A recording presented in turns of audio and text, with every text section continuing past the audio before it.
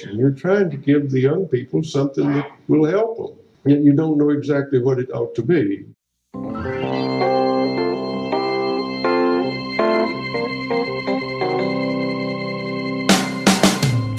Hello and welcome to the TeachThought podcast. My name is Drew Perkins. I'm the Director of TeachThought Professional Development. And with 2019 kicking us off here, it's a good time to maybe do a little housekeeping and maintenance. So you'll probably notice some new artwork, which includes language that helps describe the mission of this podcast, which is to provide conversations to help educators like you think and better prepare learners for the modern world. Of course, all of this is under the umbrella of TeachThought.com, and the mission of TeachThought is to innovate education through the growth of innovative teachers. And as part of that, we have, of course, TeachThought Professional Development. And because we use the lens of inquiry to design and deliver our professional development, we like to use a mission question instead of a mission statement. And that is, how can we help educators better prepare learners for the modern world? If you've just stumbled upon us and are not familiar with our websites, please go to TeachThought.com or WeGrowTeachers.com for more information. And here at TeachThought Professional Development, we are looking forward to helping educators around the world grow your craft through workshops and upcoming events. And of course, you can keep up to date with those events by subscribing to our email newsletter, checking in on the site and our social media, of course, and listening in here. And please don't forget to leave those helpful reviews and share with your networks.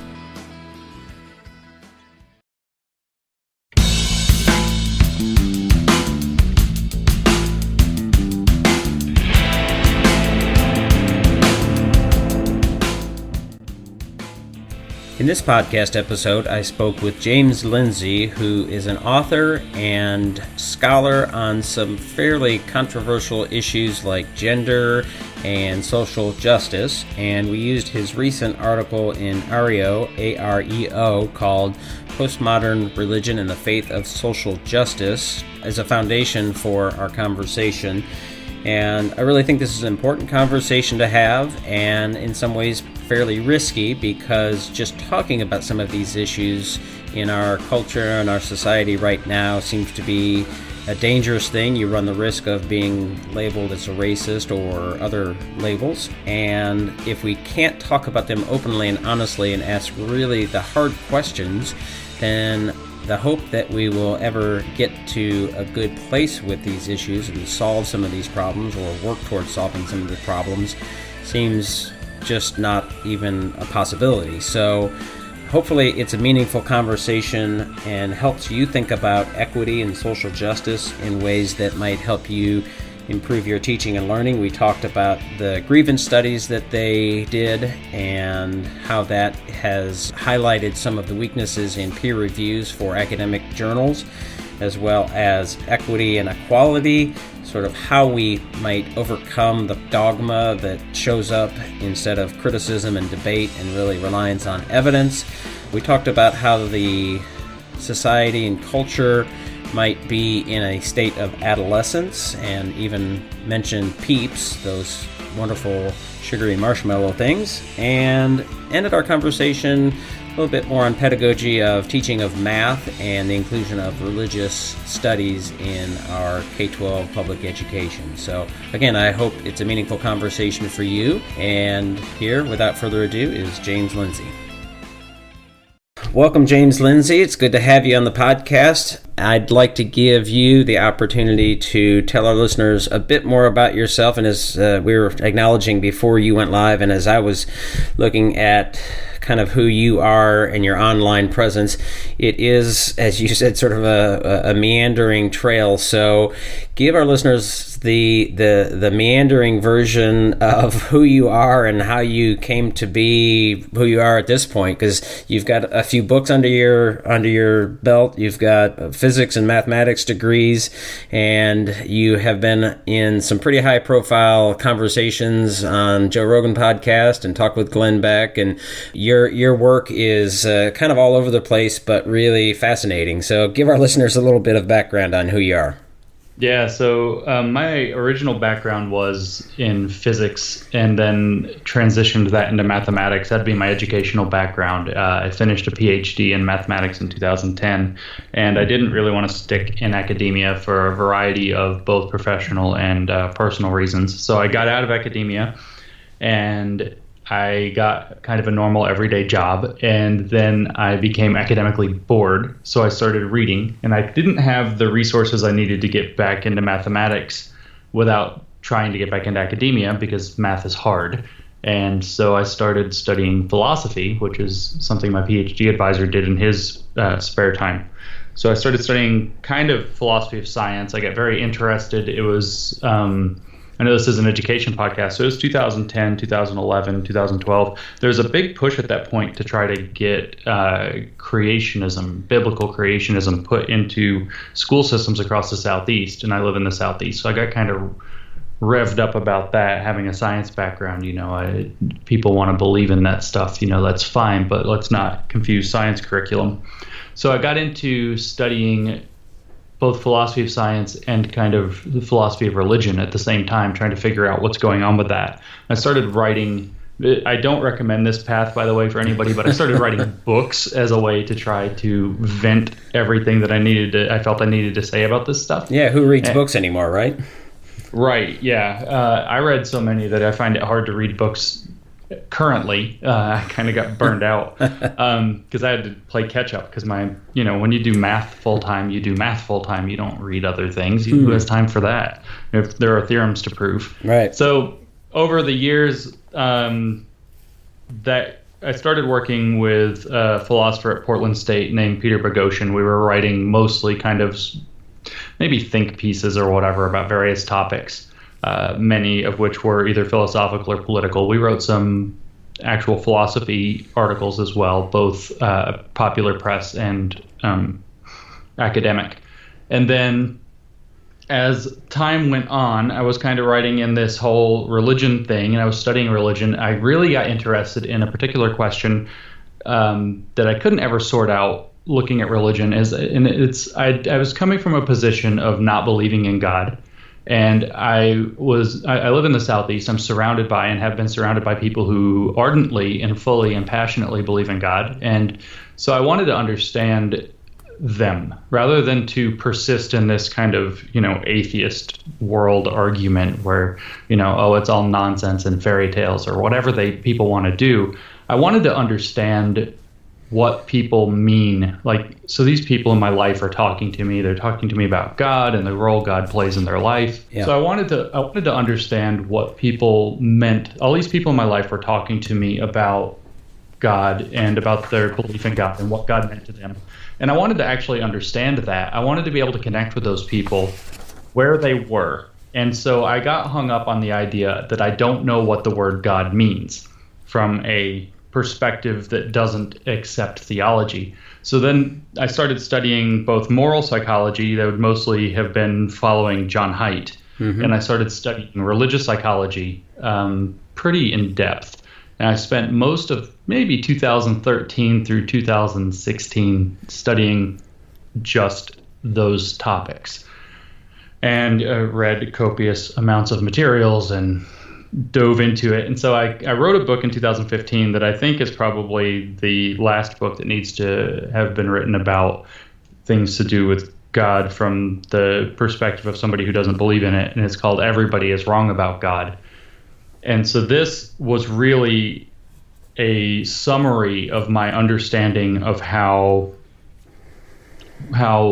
people approach the idea of God and what the idea of God represents so that I could understand them on their terms when they talk about it.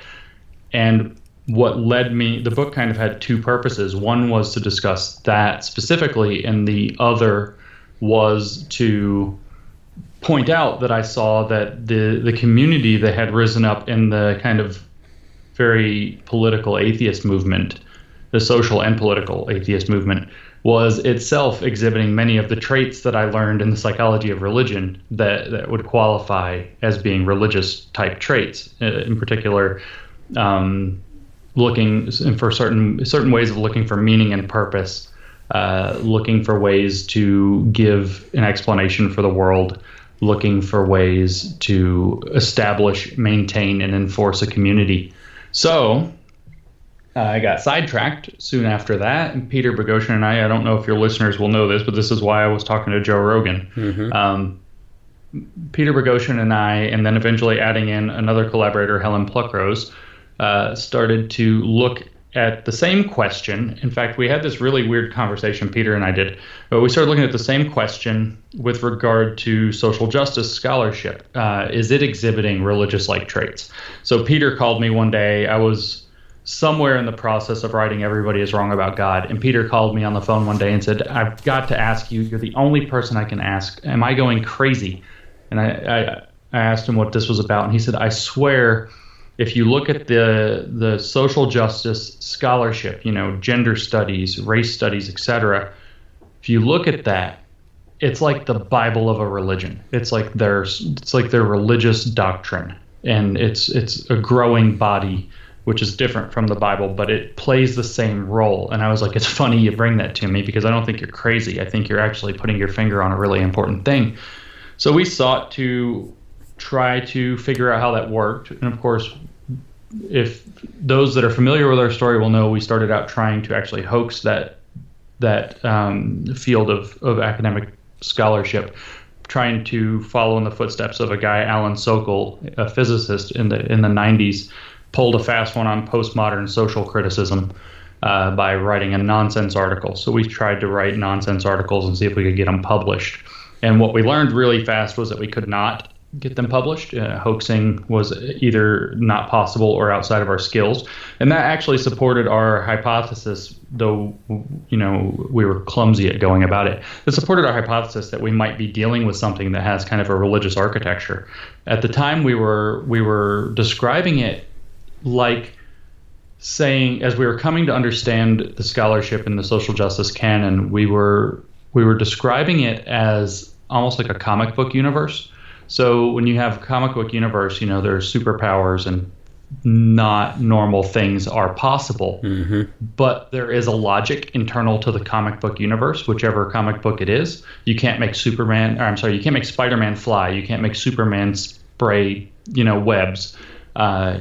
You can't make Batman shoot lasers out of his eyes. Right.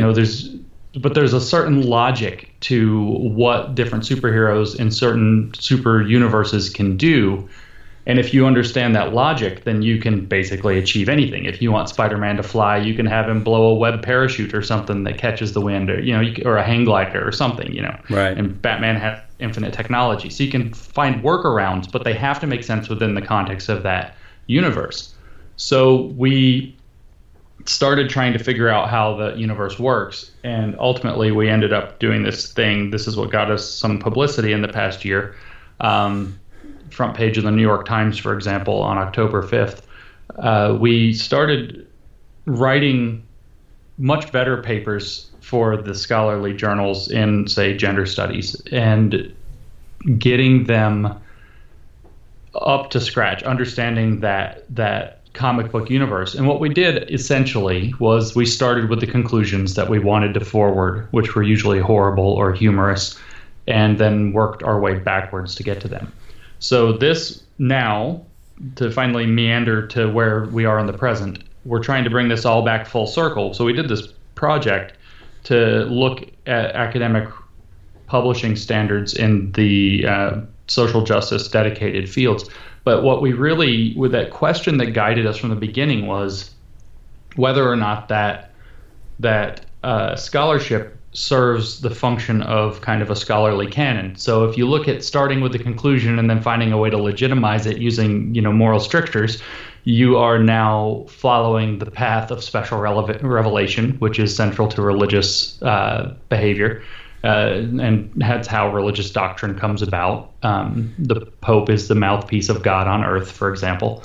And so we're trying now to embed that work into it. We're building a larger framework to try to embed that work into what ultimately got you to contact me, which was the article that I wrote of some 15,000 words discussing whether or not social justice as it presents in the present context qualifies as being religious or not. So kind of a story. Yeah, so the grievance studies, as they're called, your work to sort of uncover and shine some light on the problems of academic sort of reviews and the pieces that you put in. I mean, as you said, there's some of them are humorous. I mean, it's just it's funny. You know, what is it? The conceptual penis and something about dogs and rape culture in dog parks and queer performativity at the dog park. And I mean, I have to give you credit. It's it's not subtle. No, it's not subtle. It's definitely not subtle. And some of the papers are. I will say at least a couple of the papers are subtle, but most of the papers are very blunt instruments. Right, and I know you've received some praise and some criticism. I appreciate, probably more than some, and certainly those who would criticize, I appreciate the efforts, if for no other reason, that it's a mechanism by which the approval process or the peer review process really, we need to shine some light on that and say, look, if we're holding these academic papers up as peer reviewed and that process is the way to make sure that there's validity and reliability and credibility to these, then they should be able to stand up to a process that you obviously have shown is a problem. So looking at what are we trying to accomplish as sort of activists, social activists, and then retrofitting the peer reviews to make sure that it fits that narrative, and that in and of itself is a huge problem, right? Yeah, absolutely. And in particular, just to kind of reach to your audience, this kind of grievance studies, which is a summary term we put down for, kind of this amalgam: gender studies, race studies, sexuality studies, fat studies, and you can just go on and on. They all end in studies. Right. So they study social grievances, so we called them grievance studies. Well, these disciplines have a lot of sway over educational theory, over pedagogy. In fact, one of our papers was a critical pedagogy paper, which we submitted to the feminist journal called Hypatia. And Hypatia is kind of a gold standard feminist philosophy journal, and it is sort of a big home of a lot of feminist pedagogy. And the paper, as you might expect, given the kinds of things we wrote about, was fairly horrifying. It was, in fact, probably our least funny paper, if you want to grade them in terms of being funny versus other things. It was probably our least funny paper, and it advocated, for a social justice classroom. And it did not get accepted. We ran out of time in the review, revise, resubmit process before it had a chance to get accepted. It very well may have been accepted. The reviewers were certainly warm to it. They wanted us to strengthen our research rather than question our really scary suggestions. But it was suggesting that we redesign classrooms in terms of social justice using what's called a progressive stack, which was an idea we got out of the news in late 2017. I guess somewhere in Pennsylvania, a professor progressively stacked her classroom and then got in trouble for it. And so we took the idea of writing a paper saying that all classrooms should be progressively stacked. And progressive stack would be that you use some method to assess your students' privilege, probably something like the step forward, step back game, if you've ever seen or heard of that. It's pretty famous. It's easily Googled. There are videos on YouTube. You can watch people playing it. It's pretty popular. Mm-hmm. Or just, assigning them a privilege score based on identity markers like their race, gender, sex, etc. And then once you've progressively stacked the classroom, you give or once you've assessed all that, you can progressively stack the classroom by giving people who have lower privilege scores more opportunities. And in fact, we said that people with high privilege scores should have their opportunities revoked. They should not be allowed to speak in class or have their emails to the professor answered. They should be invited to sit on the floor wearing chains to experience reparations in the classroom so that we can expand the shared epistemic resources pool of the classroom. They should be spoken over rudely, and things like that. It's, a pretty blatant ethical failure as far as this goes, all framed up as an educational opportunity, all rooted in what's called the critical pedagogy literature. So there's this whole vein of critical pedagogy that's informing educational theory that's essentially trying to turn classrooms into spaces that try to remediate, if you want, or redo or unmake or challenge or disrupt privilege. So you have this kind of concept, this strong, very common, popular social justice concept right now, finding its way directly into the educational curriculum and into pedagogy, and that's informed by this canon of scholarship. So, us casting doubt upon that canon of scholarship should cast doubt on things like critical pedagogy and social justice pedagogies as well, and that may be of some interest to your audience. Yeah, and I think most of our listeners are K-12 and certainly in the United States, but we do have listeners overseas and certainly listeners outside of K-12 at the university and college levels. But some of the social justice pieces and equity are certainly relevant to K-12, and especially in, I think at least, especially in perhaps larger city type districts where you have a real diverse population. We're based in Louisville, Kentucky, and social justice and equity is a real big piece of Jefferson County Public Schools.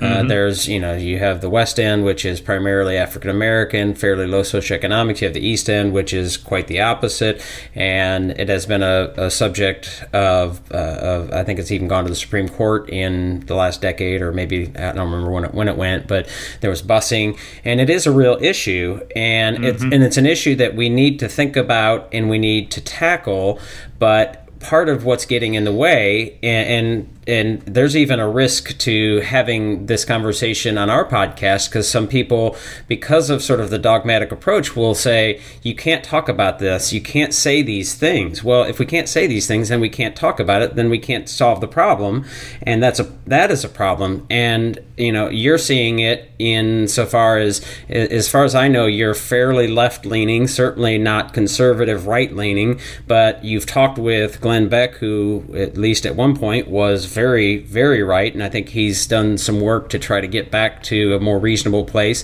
But you're being accused of being a mouthpiece for the right, and that name calling is just totally unproductive.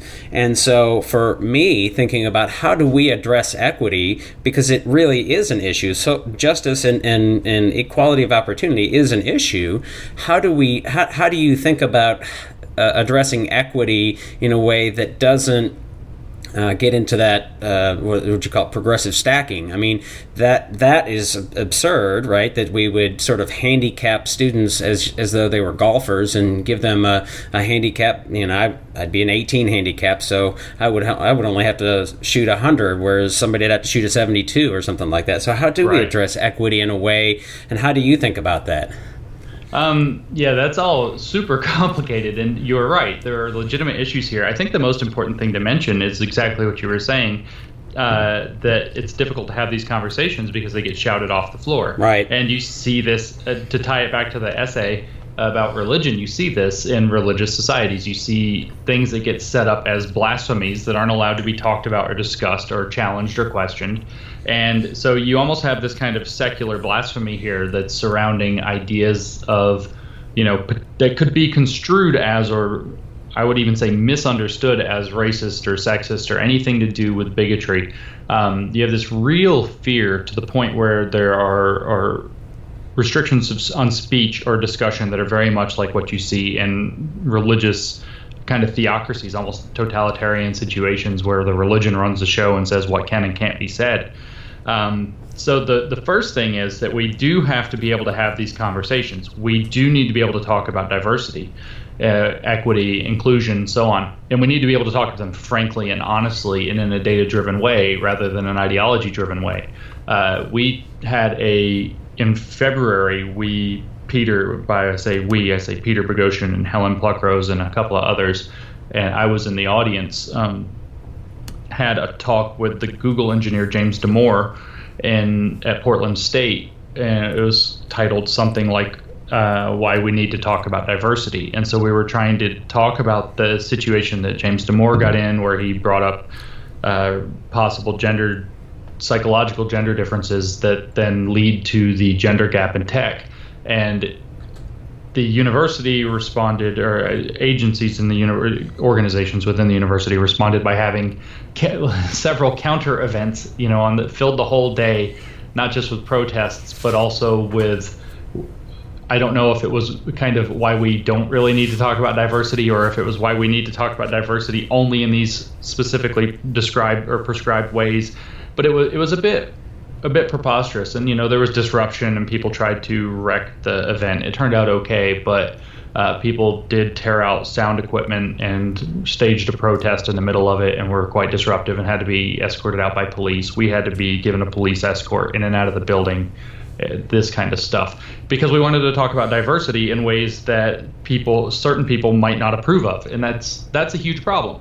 Mm-hmm. As far as when you talk about, equity, and you mentioned the handicap analogy in golf, that's exactly what equity is. Equity and equality are definitely not interchangeable words. Right. And if you look at the scholarly literature, so a simple test for everybody is to think of a case where you're using the word equity, then replace the word equity with equality and see if the sentence means the same thing. And if it does, you could just use the word equality. But since it doesn't, you really have to use the word equity. And this is defined in the scholarly literature that equality of opportunity means giving everybody an equal opportunity, equal share of opportunities, whereas equity specifically refers to changing the playing field to either give certain individuals more opportunities to try to make them more equal, or to give others less opportunities or fewer opportunities, so that they, so that the playing field overall can be equalized. So affirmative action, for example, or golf handicaps are examples of equity initiatives, but they are not examples of equality initiatives. And if you want to talk about how you are going to build equity into education without doing something like progressive stacking, then you're probably going to be talking about progressive stacking light, where you're pretending that you aren't doing what you're actually doing, or you're going to be talking about creating initiatives that are very much like affirmative action, and that's its own issue that can be debated, and that's kind of the point. It's an issue that should be able to be debated, not a conclusion that was arrived at because it sounds good and therefore it's already been concluded, and if you talk about it, you're a sinner and a blasphemer and a heretic. So let me ask you, because that definition of equity I find to be troubling, and I wonder if that's what maybe equity is in sort of the way that it's being used, but not what it should be, because I think about equity differently. I think about equity as the giving, and it's not really leveling the playing field so much as with the intent to get everybody to the same place, but actually leveling the playing field is not the way that I would describe it, but removing barriers and making the situation tenable so that all people can reach their greatest potential, which doesn't necessarily mean the same thing. I mean, your potential is different from my potential, and what I want to do and where I should sort of end up as the subset of who I am is very likely different from what that would mean for you. So is that a better way to think about it, or am I misunderstanding that? So there are a lot of ways to get into potential equity initiatives. Removing barriers, I would say, is an equality initiative rather than an equity initiative. That's the kind of thing we saw in the civil rights movement, trying to remove barriers and produce equality of opportunity rather than equality of outcome. Trying to find, actually, pulling up real quick if I can, the paper which I saw in the first place that defines the difference between equity and equality, in their own words. And the concept started in the late 1960s. The theory is called social equity theory. And the idea is actually that we would try to assess the playing field, kind of like our progressive stack paper started off with maybe the step forward, step back game, And then once you've assessed the playing field, you want to take steps to try to jimmy the system to make it so that there are no inequalities. So it says in 1981, the ASPA Professional Standards and Ethics Workbook and Study Guide for Public Administrators in the section on professional ethics listed as the first two principles to be the pursuit of equality, which is to say citizen A being equal to citizen B, and the principle of equity, which is to say adjusting shares so that citizen A is made equal with citizen B. So it's blatantly explicit. This is by H. George Frederickson at the University of Kansas in a summary of public administration and social equity, which was published in the Public Administration Review, Volume 50, Number 2. So equity is more akin to socialist and socialism.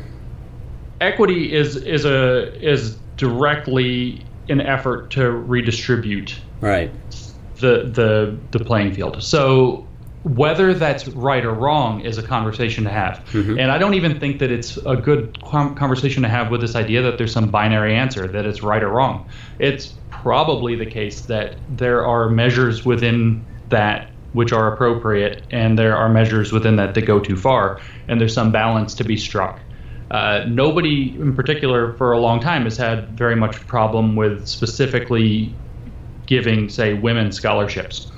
A scholarship for women in science, or a scholarship for women in this or that. Nobody's had a particular problem with that until quite recently, as the identity politics thing is kind of heated up. And of course, the demographics of colleges have shifted dramatically and are possibly even female dominant now, or close to it. But that would be an equity initiative. And nobody's really had a huge problem with it, but there's a conversation to be had there. There are costs and benefits to doing such things, and there's a conversation to be had around that. So this isn't like I'm coming out here saying, oh, equity comes out of this grievance studies literature, which is true, and therefore it is all bad, because that part is false. I'm saying that we need to be able to have conversations about these things in an open and honest way, where the conclusions are derived from reasoned debate and evidence, rather than from forwarding what ultimately comes down to prejudices and opinions, and then having those being legitimized like their knowledge. That's special revelation. That's religion, or religious behavior. It's not really religion, rather than knowledge production or secular liberal society moving forward. Right. So then the idea of diversity, recognizing that there are certainly differences in how subsets of our population, the opportunities, the privilege, the things that are available to them. I don't think anybody in the right mind would deny that those are realities. Then how do we address those in a way that is meaningful? Because it doesn't seem like we have been able to do that. And again, to me, is the problem that we're trying to get everybody to the same place, or that we're trying to maximize the potential of every person or every subset, and it starts to get into ridiculousness when you even break these subsets into further and further and further. But I don't know. It's such a complex problem. How do we recognize those differences and sort of level the playing field? If again, that's not maybe the best way to phrase it. There's probably room for some leveling, because as you observed, and I think you were correct to say everybody or nearly everybody would agree, there are certainly systemic inequalities that either exist in the present day or that are hangovers from the past era. And there are, as we can look around at other societies that are rated as more socially equal, we can see that there are likely to be solutions to these problems. And I think that, this is kind of the trap, is we all are like, well, how do we fix it? And the answer to that question is through the process. And the process is one of gathering evidence, which takes time. And that sucks when you're the person that's on the short end of the stick. And then having debate, which takes time. And again, it sucks when you're the person on the short end of the stick. And trying to figure out a way to resolve these problems without making some kind of a hasty conclusion. And when maybe what we're doing now with the social justice education is correct, but because we don't have a good reason to trust the literature that this stuff is based on, as our effort hoped to show, I think did show, since we don't have a good reason to trust that those initiatives are correct. If they are correct, we have to assume they're correct by accident rather than by intention. And we need to validate those methods. And to validate the methods, we have a system. It's been in place for 500 years at least, and very effective. It's putting, spaceships in orbit, or actually way outside of the solar system, as the news was just the other day. It's got all kinds of cool stuff going on. It works. We have cell phones. We're having conversations by Skype. You look at technology, the process that we have for gathering knowledge works. This includes moral and social knowledge. We have made tremendous advances in the past 50 years, since the late 1960s, in terms of social equality and opportunity. That's not to say we fixed every problem, but we have made undeniable advances. So what do? We use the process that we know works, which is that we hold we put forth our best ideas, and we hold them up to criticism of reasoned debate and gathering evidence. So if you want to establish, say, some kind of an equity program for educational paradigms, you can try it in a trial run or whatever. But then you need to actually gather the data and assess it in a reasonable and fair and, in fact, critical way, to determine whether or not these things are effective, or if they're overreaching, or if they cause unintended consequences or other problems. Yeah, it's that process of criticism and debate and what I would say questioning, which is a real focus of what we try to do. I really believe in the power of being able to ask questions and the value that will bring. It sort of sanitizes things, right? But people so often seem to take offense to that, and just, you ask a question and it feels like the jump to, and I'm a fan of Jonathan Haidt's work as well. He's supposed to be on the podcast. We haven't figured out a date yet, but the idea that you're just measuring your response in terms of the impact that it might have made on you, as opposed to the intent, and really thinking, all right, so what is that person meaning? What is their intent here? They might be malicious, but let me not assume that. So same thing with our processes of equity, of pedagogy, of anything, right? So we should constantly be in question mode about those things. And so, a case in point, I'm curious how you think about this. The DeVos administration has caught some heat recently for rolling back the discipline guidelines that the Obama administration put with, I think it was, I'm not as educated about it as I should be to talk about it, but the sort of quotas of African Americans being suspended from schools or something like that, and they caught a lot of heat. But I'm wondering how you think about that idea of quotas, and that's a real substantive example, and I don't know if you know enough about it to talk about it, but the idea that we would question that, because somebody put on Twitter something about, DeVos has rolled this back, basically calling her a racist. Now, she might be a racist, and it might be a terrible idea, but we should also be able to question whether the Obama administration, their initiative, and that process was working, and or if it was questionable in and of itself. Right, and the politics always obscure these things. Right. I'm not a huge fan of the Trump administration by any stretch, and I honestly have to say I don't know a whole lot about the racial side of what DeVos is doing, but I do know a little bit more about the Title IX, the gender side at least, and I honestly think it's one of the better things that's coming out of the Trump administration, at least with the Title IX thing. But to address the actual question you're talking about more directly and trying not to get mired in the politics of it, the big point for me is I don't know whether quotas like that are a good idea. I don't know how good of an idea they are either. So again, rather than a binary, yeah, they're good or no, they're bad, there's probably some degree where there's benefit. So it's pretty simple to see that the quotas can provide an opportunity for people who might not otherwise have it. So you have a slightly lower performing person with a particular identity who would not have been able to get in because they're slightly lower performing on average for whatever reason, perhaps totally structural reasons. And then you give them this opportunity they wouldn't have been able to have because there are limited slots, and then they excel in that situation, and then they rise up, and it diminishes some of that structural inequality by having provided that opportunity. I mean, it's very clear how that works, and at least in theory, and it very well and probably does, at least in many cases, work in practice. It's also very easy to see how it goes awry.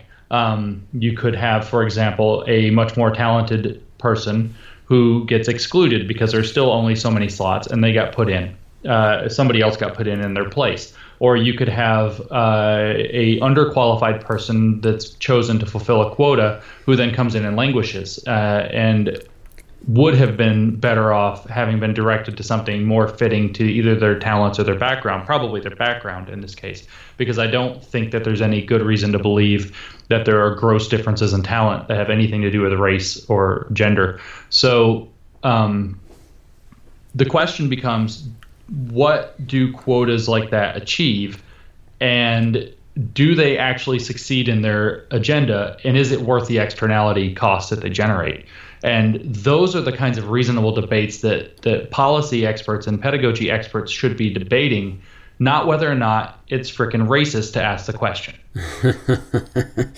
Yeah, because the social currency that comes with sort of virtue signaling and being woke that is now a mainstream meme term is pretty high. The social currency that comes with asking those questions and really wondering about those things is really low. And somehow we've got to figure out a way to sort of flip that, right? There's got to be some real social currency to asking questions. And I suppose there is in some smaller part of the community, the intellectual community, and people who are thinking about these things. But perhaps the social media and the tribalism has generated this dynamic now that the social currency is so high to really do that virtue signaling, that woke, calling out the offensive and the outrage and all of that kind of thing. And it's really, really difficult to get through that fog.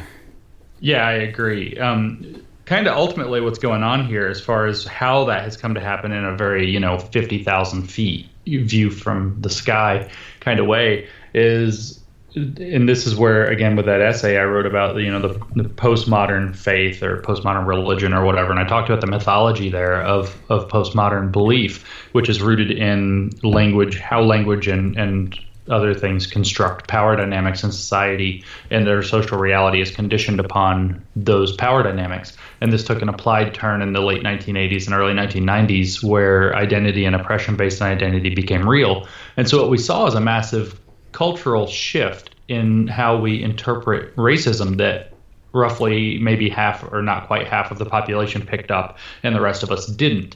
And this has really derailed almost all of our conversations. So they have taken a pathway to where you're talking about power dynamics in society, which are structural forces. And so even inadvertently, say, whether by asking the question or trying to do best or gathering data or whatever, doing anything that can be construed on a zeroth order analysis by an armchair angry philosopher, anything that can be construed as possibly perpetuating or legitimizing structural racism is just truncated to being a racism. And that's really where the conversation's going off the rails, is that this worldview from which the social justice mindset is coming from, the mythology behind it, is entirely obsessed with power dynamics in society and cannot even see progress in any other terms. So rather than being able to focus on, let's look at the real world impacts, positive and negative, of these policies that we want to implement, let's run trial runs and see what happens, etc. Let's have a open public debate where, maybe parents are very concerned about what their kids are being taught at school, You have this issue where that concern is immediately seen as possibly contributing to structural racism that otherwise could have been overcome. And therefore, it all gets truncated into that's racism. And now that's expanding further into the ideology, which this is what they call it. They say that essentially powerful and privileged people bear an ideology that wishes to maintain their power and privilege at all costs. And that's called supremacy, or white supremacy, or male supremacy, or whatever. And so you have these like super, super heavy charged terms that should really mean something that's reserved for people who are truly representing possibly, dangerous or loathsome or whatever kinds of, not popular views. And you have these supercharged terms that should represent something very narrow and specific that get applied to, entire races and entire sexes, because their power dynamic cartoon that they think in means that power is always perpetuating itself and always flows from privilege. And therefore, every white person is a white supremacist, and therefore they're all racist and want to keep. And so everything that they do that doesn't foster the doctrines coming out of this scholarship into education, into media, into activism, into all kinds of sectors of our socio-political economic space, every bit of it just gets leveled down to being some evil that has to be stamped out and shouted off the floor, rather than, being able to have actual evidence and reason-based discussions about trying to achieve best possible, usually incremental changes. Yeah, it seems we've just been routinely stripped of nuance and complexity in our dialogue and our conversations, and that's why these podcast formats, I think, are hopefully a way forward, and long form articles. The article that we're sort of using as the foundation for this, the Areo article, and for those we'll link it in our show notes, but it's Postmodern Religion and the Faith of Social Justice. Because, and I made a point, I actually just recorded a podcast with an educator in Canada yesterday, and one of the things we talked about was the problems that come from educational jargon, and even things. I mean, supremacy is a pretty polarizing term, and it has been for. I mean, it's an extreme term. Just in talk about pizza, like that's the extreme, right? But equity and justice have now been co-opted in a way that it has become a bad word in some circles, and it's really problematic. So to me, and I think we touched on this earlier in talking about how social justice and the left, and I think there's an element of this on the right as well. It's a different conversation around. You frame it religion. I frame it in some ways around dogma, and there's certainly lots of overlap there. How do we break through that? How do we help people not be dogmatic about their approach? Because that to me is a real problem on both the left and the right, and just destructive. Yeah, it's actually an extremely difficult question. I really would urge everybody that has the time, which it's not a long read, not that anybody reads books anymore, but I would urge everybody to read Jonathan Rauch's book, Kindly Inquisitors, which was written in 1992. Not that you would know it by reading it now. It's just amazingly prescient. So Jonathan Rauch talks about liberalism in kind of the broadest sense. He talks about a liberal approach to politics, essentially being roughly democracy. And then you see that has to be moderated by using representative, or what is really called Republican democracy. And then you can talk about economic liberalism, and that's essentially capitalism. And that, of course, also has to be moderated into blended economies. And we know that every serious modern economy has to be something of a social program laden and regulatory blended economy. And then you can talk about knowledge production. And the knowledge production he calls in that book liberal science demands that nobody gets final say, and nobody Nobody has access to special knowledge. And so the way that it happens, in principle at least, is that we continue to have conversations that place value in evidence-based and argument-based establishment of our beliefs, rather than merely being able to assert them. So in the case of special knowledge, being able to just assert what you think is true. For example, that all white people react to anti-privilege pedagogies with fragility because their privilege has made them fundamentally emotionally weak and unable to deal with challenge or hardship. That would be Robin DiAngelo's idea, which is very hot right now, of white fragility. So just declaring that that's the case would be claiming special insight or special revelation, rather than saying, okay, perhaps this phenomenon exists in some quantity in certain people, and maybe we can measure it and figure out where it is and why it exists, instead of ascribing it to an entire, say, privilege-rooted race, or whatever races, whatever means what white people happen to represent. You could actually dig into it and say, is it actually the case that some people do perceive a loss of social standing, unearned advantage, or whatever you want to call it, with, or bad reactions like fighting back or pushing back or denial or active ignorance, as they call it. So here you have special knowledge. You have to discredit special knowledge. You have to take people like Robin DiAngelo, who put up her idea of white fragility, and rather than accepting it because the gender priest said so, we have to be able to step back and say, okay, that's an interesting concept. Put some empirical legs under it. Go find out who has it. Go find out why it exists. Go find out in what quantities and in what situations it manifests. And if you don't, we're going to ignore you because you haven't done your homework. So that's the special knowledge side. And then there's the final say side. Nobody gets final say. Every proposition is up for debate by anybody who wants to debate it. And so when, she says white fragility, and I say, I'm not sure that white fragility is a useful concept, and then somebody says, well, that's just your white fragility, and you have now declared final say on white fragility. You have now declared that somebody who's questioning white fragility cannot have an honest motive for doing so. And it's impossible to disprove that. Right. And so Jonathan Rauch, that's also, it's unfalsifiable.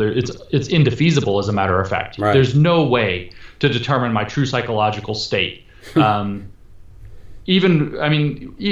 often can't even tell our own neurological states. What in the world? So that's a form of declaring final say. And Jonathan Rauch is very clear on that for the liberal science process, which is the process we know is the best system for producing knowledge. It's not rooted in any person. It's not that this smart scientist said this or this smart scientist said that. It's that this or this excellent experiment, showed this. It's that we have a system in which everything can be criticized in a kind of marketplace of ideas, and that which survives criticism is taken as provisionally true until something unseats it. Kind of a, King of the Hill was the game we played when we were kids. Kind of a King of the Hill approach to knowledge production, where nobody gets to have a special set of rules. And he says that it's not nice, it's not clean, it's not happy, but the way that you deal with that is when people decide not to participate in the system is you ignore them. And you tell them they haven't done their homework and to go do their homework. And when they've brought, when you bring evidence and reasoned argument to bear on this, now we're ready to go. Right now, we're in this weird culture. It's kind of like the Google Scholar culture, where it's almost like, oh, I found a citation for it, therefore it's true, without having dug in to see if the citation's worth a crap. Well, it's interesting you mentioned white fragility. It's on my stand of books to read, I think next, or pretty close to next, and it was recommended to me, and I come at it with lots of questions, and so it'll be an interesting read for me. But yeah, that process, so trusting the process and trusting the system over any one individual, it's sort of like the idea of democracy, right? And our Constitution is that if we if we believe that the system is set up in a way that will surface the best ideas, then we have to trust that. But the part of the problem, I think, has been amplified. The voices that don't have evidence and that haven't done the rigorous work to support their ideas is now we have channels on social media and cable news and other places where you can just, not only can you get your message out there, but again, it gets that you get social currency by putting those things out there, and it gets amplified into those tribal channels, and that just seems to exacerbate the problem. And it's almost like we have been sped up as a culture, as a society, because I was talking with a friend of mine and talking about politics and all of these kinds of surrounding issues, and I was saying, boy, I really enjoy podcasts, I enjoy long form conversations, and he said, I just don't have time for that. And I thought, how can you not have time? I mean, I get that you don't have time. It does take time, but it's like education in K-12 classrooms. The analogy there is prescient because we're in such a rush to get through all this stuff that we don't really take the time and really do the hard work. And we've got to slow down and really dig in. Yeah, I think you've touched on a lot of stuff all at once. It's really important there. And really, a lot of people get weirdly pessimistic about the present moment, and I tend to be an optimist, or maybe almost an annoying optimist. We tend to get really pessimistic and think, oh my gosh, stuff's coming off the rails, and there are some real threats. We are at some moments in history where things could fall apart, or bad things could happen as a result. Nuclear wars are a possibility, for example. Mm-hmm. Whatever's going on with the climate may be a significant existential threat. There are real issues. But what's happened, and I think you're right in pointing out both cable television and social media, in a sense, is that we've had this explosion of access to being able to put out opinions, and we have not yet developed robust gatekeeping features or filters that lead us to where we are able to be more discerning about the information we're taking in. So right now it's kind of like we've showed up at the buffet and we're just literally shoveling a little bit of fried everything in our face. But if, my feeling is over time, if you were to continue to go to the buffet, you start to pick out better options and you start to eat from a smaller selection of the things that you really enjoy here and there, or in particular, if you're intelligent and thoughtful about it, you're going to start picking out things that are actually good for you. And I think we already see some of these changes. You're seeing lots of conversations arising about the appropriateness of censoring on social media and how that's to be managed. You're seeing conversations rise up about whether social media platforms should be engaged much more selectively. You see people joking that, as I had some teenager the other day, what did they say? Twitter is where famous people argue with each other, and Facebook is just for old people. Right. So you are seeing this kind of like shift around different social media platforms and the way people perceive them. I know, for instance, that I was a few years ago very enchanted with Facebook, and now I hate the platform. I left Facebook for a number of months. I got pulled back in, actually. I actually use it under a pseudonym, and it's all blocked up and all this stuff because I hate the platform. But I had a couple of private groups that had, that's a good medium for sharing with some groups that I'm involved in, interest groups or whatever. So I got pulled back in for those, but I absolutely cannot engage with Facebook. And I'm to the point now where I look at it and I can't figure out why people want to engage with Facebook. And so what this represents, I'm not just talking about myself, because this is really, I'm finding to be quite common in people I talk to. What I think this represents is that we are starting to figure out how to navigate the buffet. We're starting to figure out that, holy crap, infinite information coming from whatever direction tickles our fancy was a very 2010s kind of thing that's not really working. Mm-hmm. And people are kind of pulling back and becoming more discerning. I'm not saying that it's true for everybody, and it's certainly there are going to be continued problems, but I'm optimistic that overall, just like we kind of got to the point where we became a bit more skeptical of what you'd see on TV. And then I've seen it with documentary films, where so many very kind of propagandist documentary films came out, in the early 2000s as filming equipment became more affordable.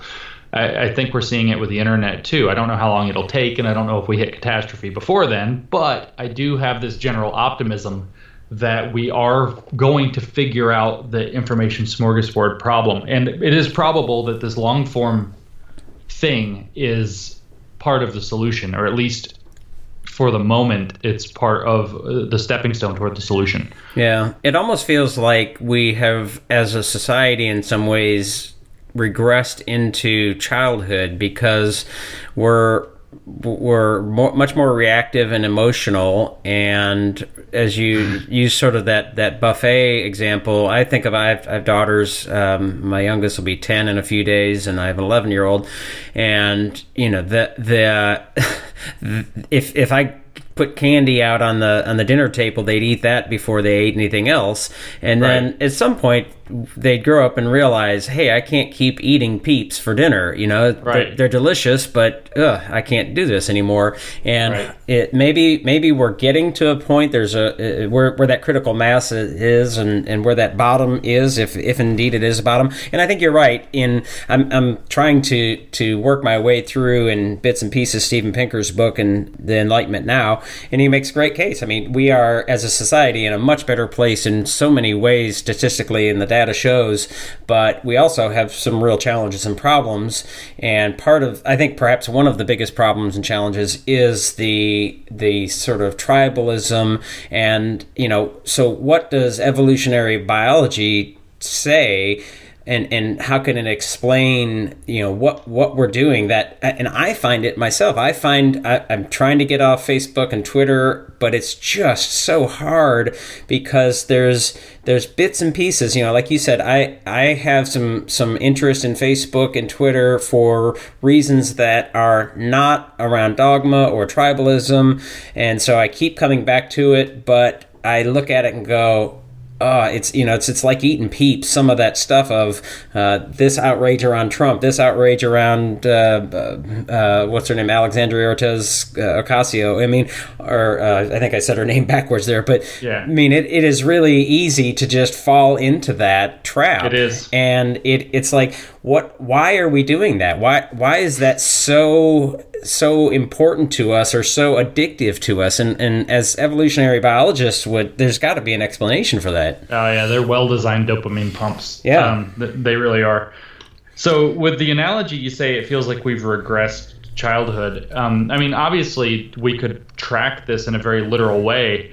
If you think about it, the internet is an entirely new world, and we literally have children growing up in the internet now, and that does define some of this and a lot of our public discussion. I don't know how many times I end up talking to somebody on Twitter and then find out that they're 19 or 22 and it's I'm trying to have this thoughtful conversation, and it's just it's not to say anything's wrong with being that age, but if you're not that age anymore, you look back and you realize but I would actually tell you your daughters are just a little too young. The analogy that I would actually say is that we're probably progressing toward an adolescence with the information economy. So you're wanting to just dive in and eat the Peeps and eat everything, whether it's whatever's most desirable first, was a very especially early and mid 2010s kind of thing. And now I see this kind of development of a more discerning approach. But if you have your girls, you said, are 10 and 11. Well, that means they're not 12 yet. Right. And so what you actually see when you have children, I have two girls myself who are adults now.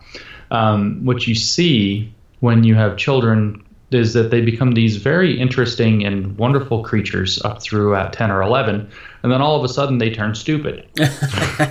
And I don't know another way to put it. I mean, you're like my beautiful, intelligent child. What just happened? Yeah. And that happens usually somewhere in the vicinity of 12. And so maybe it's more accurate to say that we are pushing into the adolescent phase of dealing with the internet, which would be, from a developmental point of view, if that metaphor is correct, encouraging. I told you I'm a bit of an annoying optimist. But I do think that we are seeing more discernment coming out, and I'm seeing people increasingly concerned with the ways that social media is impacting things and wanting to disengage and get in-person connection rather than proxy connection and lots of other or SOTS connection really, and trying to navigate this new world in a way that works with, you say evolutionary biology, with human biology and psychology. And I think we're going to figure it out. Not everything will be perfect, but incrementally we are figuring it out, and things are likely, I think, to get better rather than worse. So coming back to the article in Areo, the Postmodern Religion, Faith, and Social Justice, what's the big takeaway you want people to? Let's bring it to educators, and I don't know if you have a takeaway for K-12 and beyond educators, but as they think about social justice and equity, what's the big takeaway for educators, perhaps? Yeah, I would actually say that if you only have time to read a little bit of that gigantic article, it's the end, and which is actually quite short. The last section talks about the principle of secularism. And so the article argues that this postmodern stuff or social justice stuff isn't quite a religion, but it's close enough to treat it like it is. I'm not necessarily saying we need a legal architecture that, sets it up like houses of worship, but I'm saying that from a cultural perspective, the United States is some 250 years old, and other advanced democracies are where they are in their history. But we all kind of have this secular architecture built in for a very long time now, and we're familiar with how this separation of special revealed knowledge and institution works. So in the specific, secularism means a separation of religion from the state. And in principle, it means the separation of special knowledge or revealed wisdom from institution. And so education is an institution. So when you start looking at this stuff that's all rooted in privilege and having to correct power dynamics and thinking always in terms of power dynamics, the big takeaway is that I would encourage people to think of that. I would encourage people to think of privilege, just to make the analogy in their mind, as being like sin. And would you set up, a sinner versus not sinner paradigm and base education around it? Well, obviously not. And your secular instincts would kick in right away and say, well, who's defining sin? And in this case, who's defining sin are the social justice activists and scholars who are doing this power dynamic based, everything structural based kind of faith in how privilege works. And I would say that it's probably a good idea sin points to something. If you're religious or not, sin points to certain things. And so you can reflect on what it legitimately points to, but you don't have to buy the whole hog. And you should really worry about trying to, put that into your classroom and treat, certain students as though they're sinners for whatever reason, and therefore they get different worse treatment, and certain students as elect or virtuous or whatever, and they get different better treatment. So you really want to try to picture that as being something that needs to be approached with a broadly secular mind, rather than good people care about equity, good people care about diversity and inclusion, so I'm going to jump on this bandwagon. Now, what you'll find, educators that I'm speaking directly to, is you will find a lot of administrative pressure on you to adhere to this, and the situation, I'm sad to say, has gotten quite bad in that regard. So these will be fights in most cases, unfortunately. Yeah, and I think there's even an element, you talk about viewing students in one light or another, but also there's sort of a guilt process with the teachers themselves, and I see evidence of this. You sort of alluded to it there, that white teachers, especially white male teachers, feeling almost guilty for the transgressions of white people from the past. Certainly something to be thoughtful of, considerate of. Certainly also something to question. I mean, I didn't enslave anybody, and I didn't choose to be born white. I just happened to be born white, and it's worth having a discussion about. But there's also, I think, a sort of I don't know if self-loathing is too strong a word there, but it's such a difficult process to navigate, and like you said, sort of the fight that comes with it.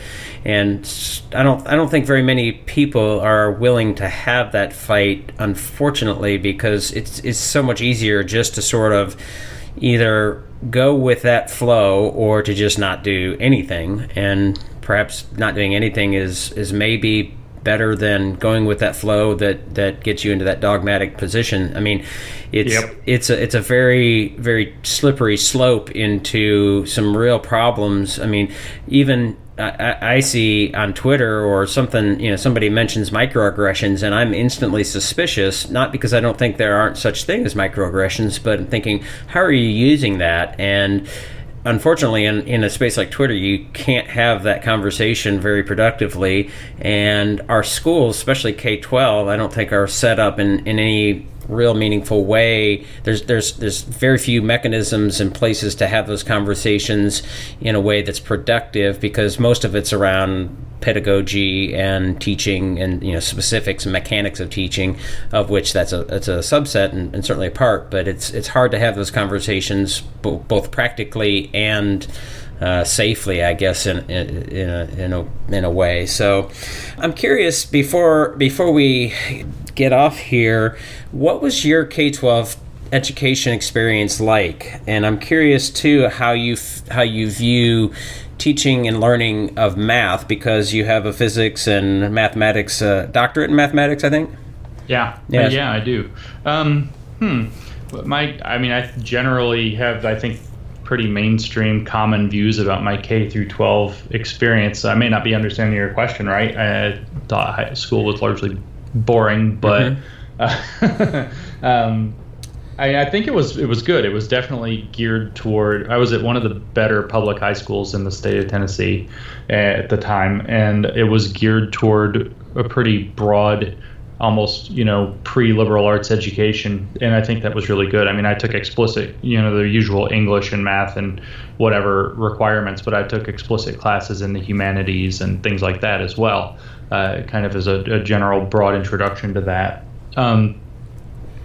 I feel like that's probably good for people, and there wasn't very much either religion or kind of social justice stuff going on in the 90s as far as education went. There wasn't a lot of emphasis on let's focus on particular identity groups one way or the other. It was, it was a very different scene back then. So I think that worked out all right. I don't know how it would compare if I was in a different kind of program, though, because I didn't do that. Mm-hmm. As far as my thoughts about math education, I have serious concerns about how that's going. My biggest concerns, watching from my education to watching my children's educations, is that I feel like it's very likely we've gone really far awry in this kind of measuring everything, taking tests that document everything direction.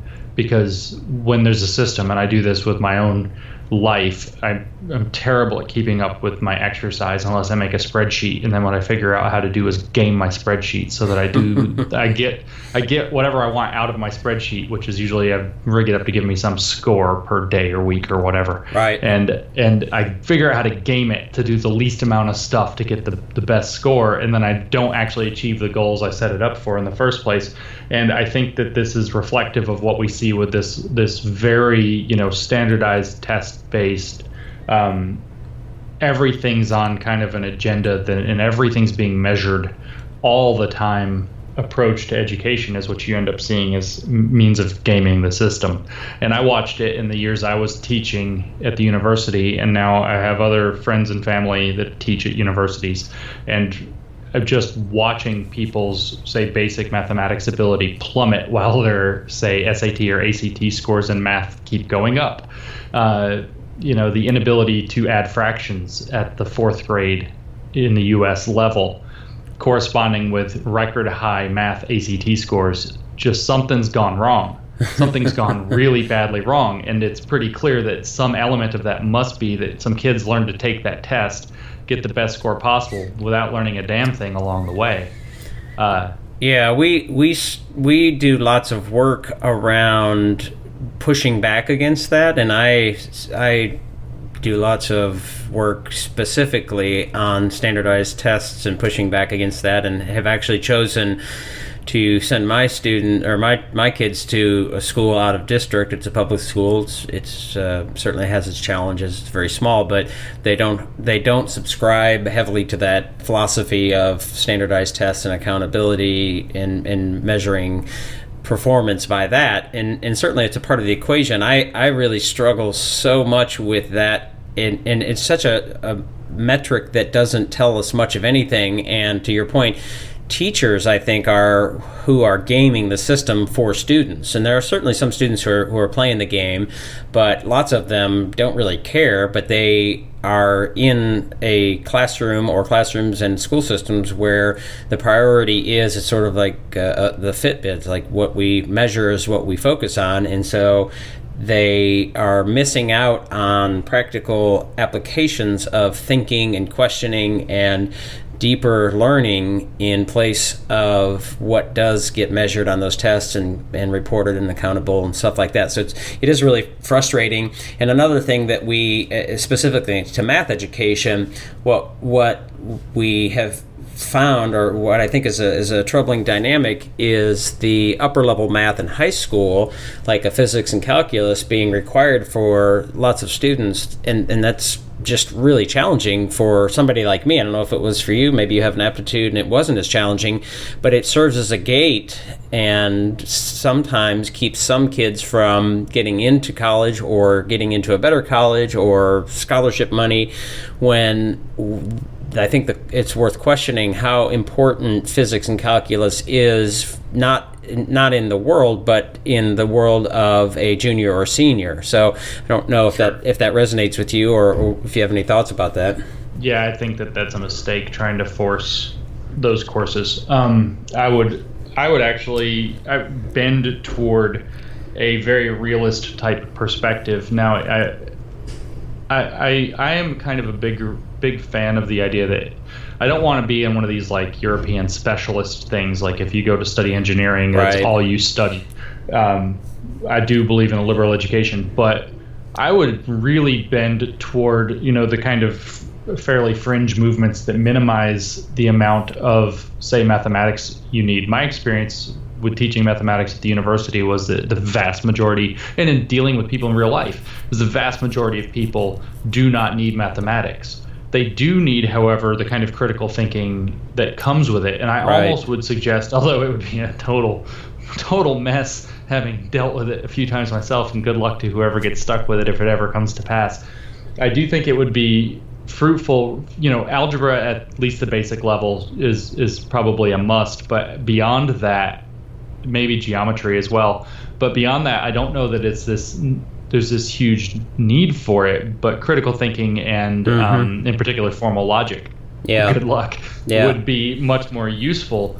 I taught a class for a while that was essentially a very, very light, very, very informal introduction to mathematical logic and mathematical proofs for out of major freshmen, and they hated it. But I honestly spent a lot of time thinking about how much more productive it would be to help people learn to think in the kind of rigorous way, rather than forcing them to learn, techniques that they're almost never going to use. And that you don't learn much by learning the technique. And if that's all you learn in the process, like you can do calculus without understanding a bit of calculus. And if you just force people to learn how to take derivatives or get the right answer on a question about limits, or to use a formula to figure out the integral of something, or whatever it happens to be, because those are the three things in calculus, they can learn how to do that and get through it without learning an ounce of the calculus reasoning. And I don't understand the purpose of trying to make it a standard part of curriculum for juniors and seniors in high school, or even a lot of freshmen and sophomores and juniors in college, to be dragged through kind of this monkey see, monkey do approach to mathematical technique in arenas that they're not going to ever use or need it. The only value of learning calculus is to understand for instance, to really understand what a limit is, or what the derivative represents, or what the integral is achieving, so that you could actually make use of those and then look up the techniques later if you needed them. And my experience with mathematics students, at the freshman and sophomore level in college in particular, was that effectively none of them have that. So and even though they'd taken these courses in high school. So I don't know what you're achieving by doing that. And then taking courses that are more geared toward mathematical or logical reasoning. And I would really stress mathematical reasoning in basic introductory fun proofs, rather than formal logic, which is really dry and difficult, would really be, I think, a help. And it's more useful than, say, a second year of algebra where you learn about hyperbolas and things that nobody ever talks about. Right. Well, I think the same rule applies. I was a social studies teacher for many years. So I taught history and government and have a political science degree. Also taught lots of psychology. And I think very similarly about teaching of history. It just always strikes me as so odd that we teach or have taught many years and many teachers sort of a list of facts, but not a real understanding of the dynamics and the questions that come with those.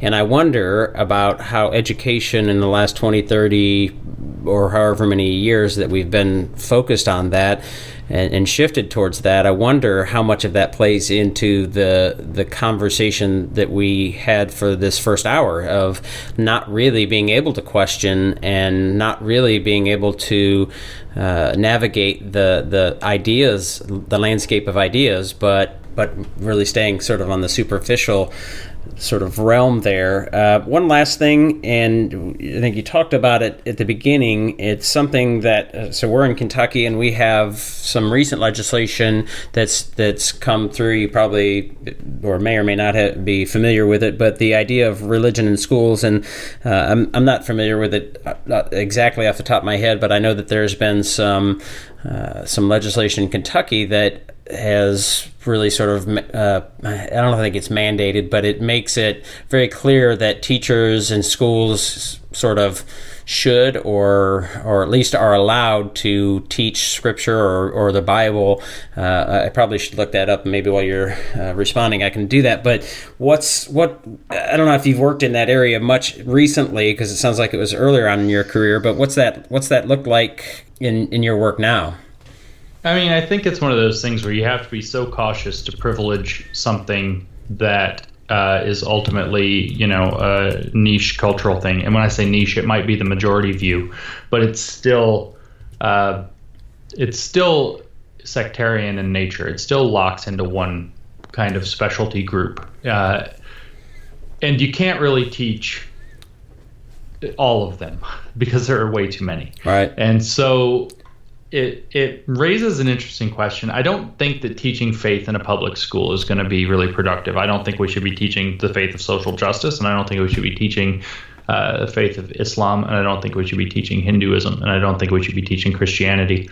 When I was going through my teacher training, I had a wonderful, wonderful woman who was the seminar instructor for math teaching at the university I was at, and she said that if your students can guess your religion or politics, you've gone wrong. Mm-hmm. They should not be able to, because it should be irrelevant to the material you're covering. Right. Now, that said, I do think teaching courses in things like comparative religions or world religions, kind of from an anthropological perspective, would be of rather tremendous value. We live in a global, connected world. Sure. You're not doing students any favors by trying to pretend, that they're not going to encounter lots of world religions now, that they're going to encounter people of faith. They will encounter Muslims and Hindus and Scientologists and Mormons and Christians and of many different types. And so Buddhists, to kind of throw out a non-theistic religion, in fact, even possibly they'll, depending on what they get into, not all of them, but they may run into people who have, very small tribal religions that exist in only very small parts of the world. We're in a very global world now. And so teaching that, what religion is and how people engage with it and different manifestations of it might be a very fruitful thing to do. But I cannot picture that teaching articles of faith, whether the faith is, a traditional religion or one of these new ones, they're kind of new ones, I guess. Social justice, I said, isn't technically a religion. I don't think that teaching articles of faith as though their knowledge is in anybody's interest. I do encourage people to, pursue their faith and have faith-based education in whatever faith they want, but not in school.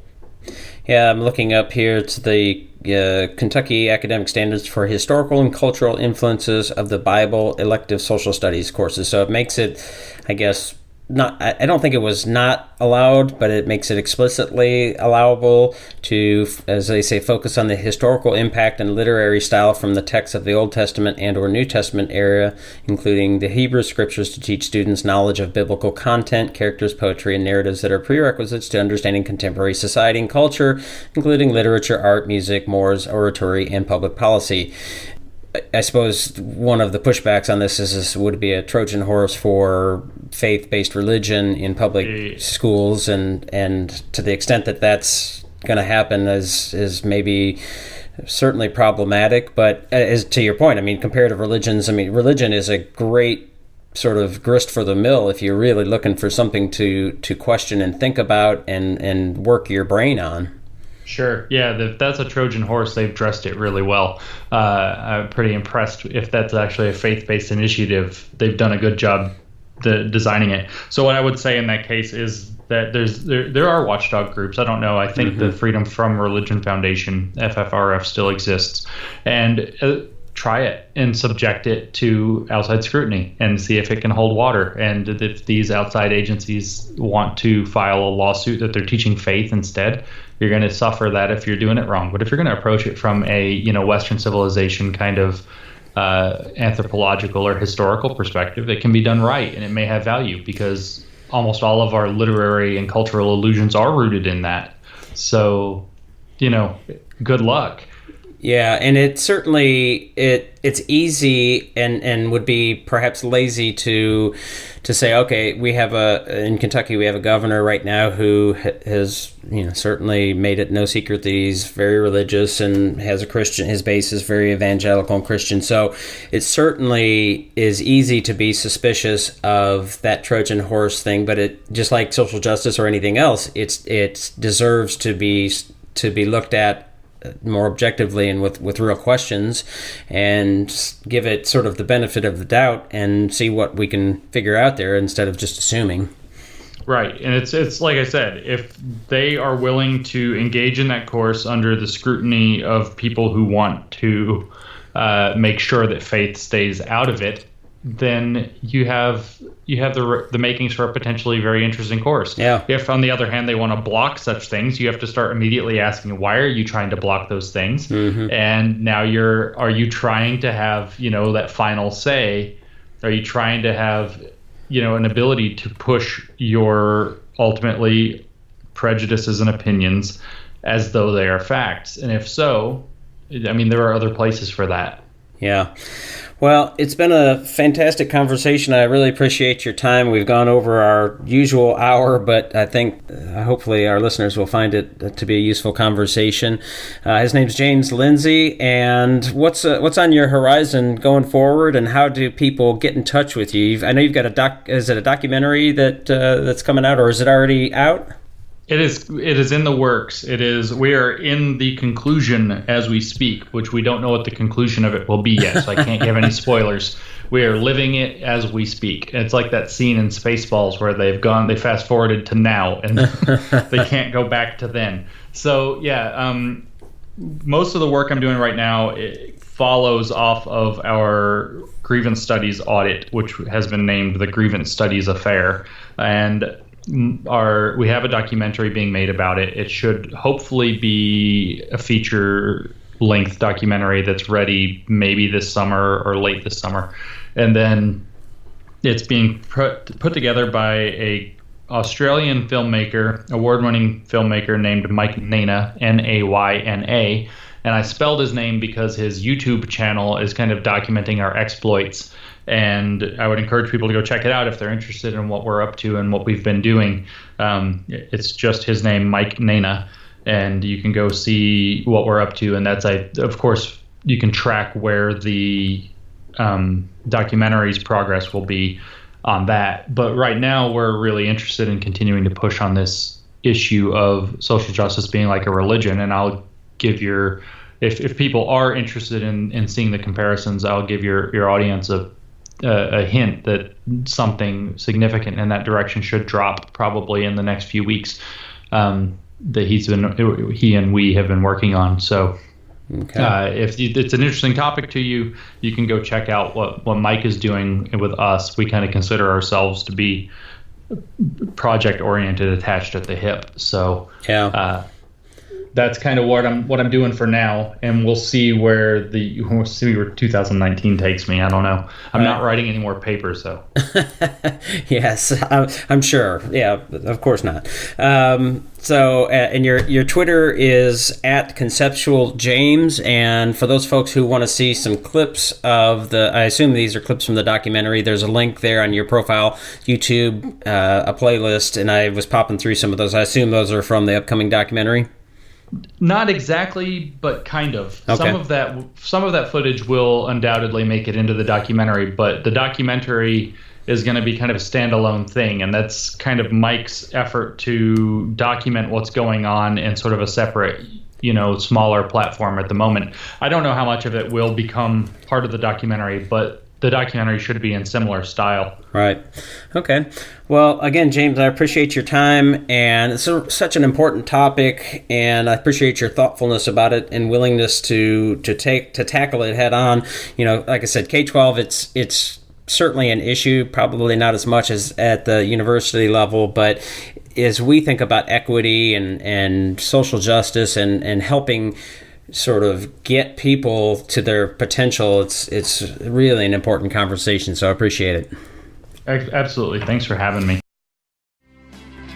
That'll do it for today's podcast episode. Thanks again for tuning in. Don't forget to review us and share us on your network so we can grow our audience to better meet your needs. Also, don't forget to find us on our websites, TeachThought.com and WeGrowTeachers.com, as well as our various social media outlets.